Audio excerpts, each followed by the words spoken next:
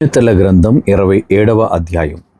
రేపటి దినమును గూర్చి అతిశయపడకుము, ఏ దినమున ఏది సంభవించెనో అది నీకు తెలియదు. నీ నోరు కాదు అన్యుడే, నీ పెదవులు కాదు పరులే నిన్ను పొగడదగును.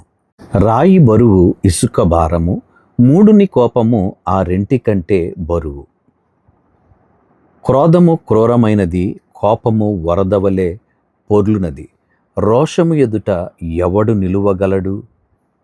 లోలోపల ప్రేమించుట కంటే బహిరంగముగా గద్దించుట మేలు.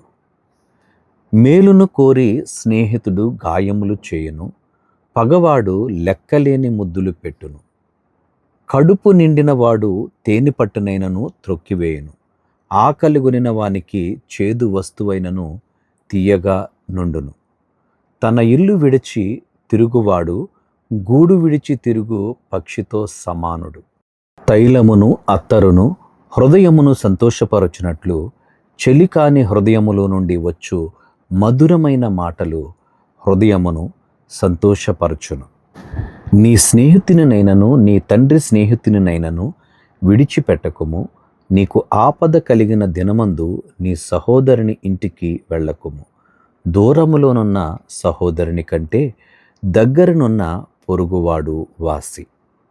నా కుమారుడా, జ్ఞానమును సంపాదించి నా హృదయమును సంతోషపరచుము. అప్పుడు నన్ను నిందించు వారితో నేను ధైర్యముగా మాట్లాడుదును. బుద్ధిమంతుడు అపాయము వచ్చుట చూచి దాగును, జ్ఞానము లేని వారు యోచింపక ఆపదలో పడుదురు.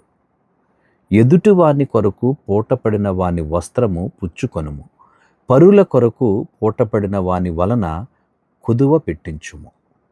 వేకువనే లేచి గొప్ప శబ్దముతో తన స్నేహితుని దీవించు వాని దీవెన వానికి శాపముగా ఎంచబడును.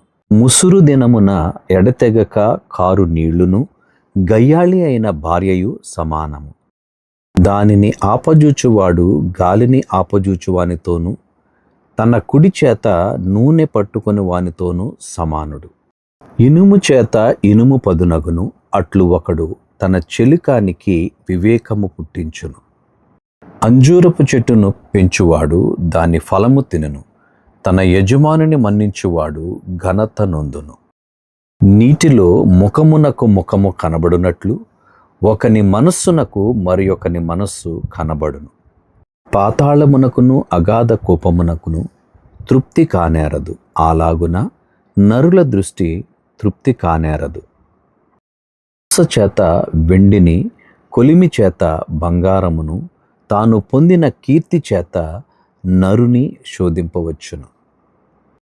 మూడుని రోటిలోని గోధుమలలో వేసి రోకట దంచినను వాని మూడత వాని వదిలిపోదు. నీ పశువుల స్థితి జాగ్రత్తగా తెలుసుకొనుము, నీ మందలయందు మనస్సు ఉంచుము. ధనము శాశ్వతము కాదు, కిరీటము తరతరములు ఉండునా?